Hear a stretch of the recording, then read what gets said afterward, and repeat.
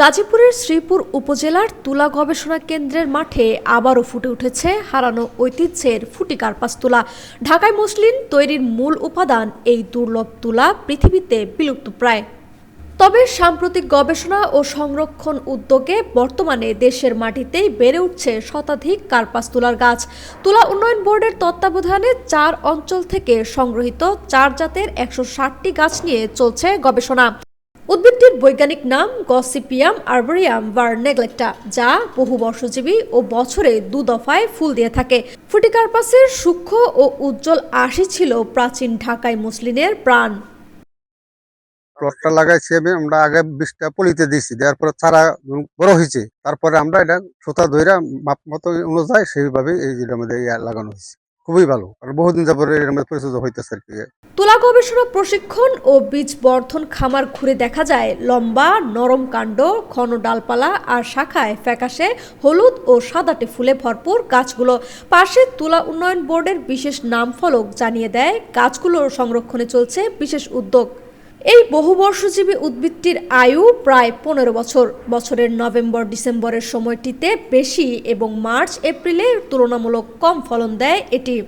Muslin যে তুলা সুতাটা তৈরি হয়, এটা কিন্তু খুব সাধারণ চোখে কিন্তু দেখা যায় না। এটা দেখতে হলে অবশ্যই আমাদেরকে ওই যে একটা যন্ত্রের মাধ্যমে দেখতে হয়। তো সেইটা থেকে যে মিহির এবং খুব সূক্ষ্ম যে কাপড় তৈরি হয়, সেই কাপড়টা কিন্তু আবারও বাংলাদেশে তৈরি হওয়ার জন্য, অর্থাৎ সেই ঐতিহ্য ফিরিয়ে আনার জন্য কিন্তু আজকের এই তুলা উন্নয়ন বোর্ড সহ বিভিন্ন প্রতিষ্ঠান উদ্যোগ গ্রহণ করেছেন। আমরা এটাকে সাধুবাদ জানাই এবং গর্ববোধ করছি যে এটা আমাদের শ্রীপুরে বা এই অঞ্চলে হচ্ছে। আমরা আশা করব যে এটা খুব শীঘ্রই এটার ঐতিহ্য ফিরে আসবে। পাশাপাশি এটা কিন্তু অনেক ব্যয়বহুল। আমরা চাইবো এটা ব্যয়বহুলতাটাকে কমিয়ে কিভাবে কমানো যায় সেটা চেষ্টা করবেন। পাশাপাশি খুব কম সময়ে, এবং পরেও যতটুকু জানলাম যে এটা তৈরি করতে কিন্তু অনেক সময় লাগে, যে সেই জায়গাটাও যেন কমানো যায় এবং ব্যয় যেন সংকোচ করা যায়। আমরা সেই উদ্ভাবনের জায়গাটাকে স্বাগতম জানাচ্ছি। শিল্প ঐতিহ্যের অংশ এই ঢাকাই মসলিনের শেষ প্রদর্শনী হয়েছিল লন্ডনে 1850 সালে। দীর্ঘদিনের হারিয়ে যাওয়া এই ঐতিহ্য 170 বছর পর 2020 সালে নতুন করে আলোচনায় আসে, যখন নারায়ণগঞ্জের 2 তাঁতি পুনরায় পুরনো নকশায় একটি মসলিন শাড়ি তৈরি করতে সক্ষম হন।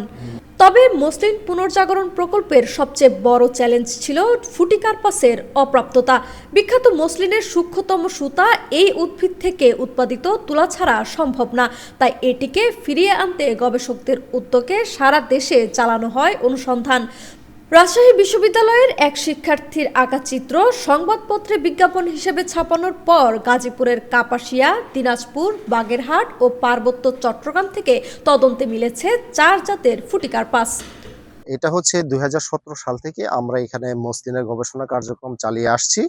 2017 সালে আমরা গাজীপুরের কাপাসিয়ার হাইলজুর গ্রাম এক কৃষকের কাছ থেকে জানতে পারি তার এখানে পুরাতন ঐতিহ্যবাহী মসলিনের গাছ রয়েছে।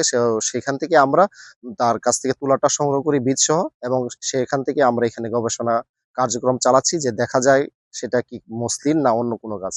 তো তার পাশাপাশি শুধু আমরা গাজীপুর না, বাংলাদেশের বিভিন্ন অঞ্চল থেকে আমরা আরো সংগ্রহ করি আমাদের পুরাতন যেসব ঐতিহ্যবাহী তুলা গাছ ছিল সেগুলো এনে এখানে গবেষণা চালাচ্ছি, দেখার চেষ্টা করতেছি সেগুলো কি আমাদের প্রাচীন ঐতিহ্য মসলিন গাছ কিনা। তবে তার ভিতর গাজীপুর থেকে আমরা যেটা পেয়েছি সেটা আসলে আমাদের পুরাতন ঐতিহ্য যে মসলিন গাছ ছিল সেই গাছটা ফুটিকার্পাস, সেটা আমরা নিশ্চিত হয়েছি। বাকিগুলো নিয়ে আমরা এখন এখানে গবেষণা করছি এই ফিল্ডে। এখানে ফুটিকার্পাস সহ আরো 3টা টোটাল 4টা জাতের নিয়ে আমরা গবেষণা কাজ চালাচ্ছি।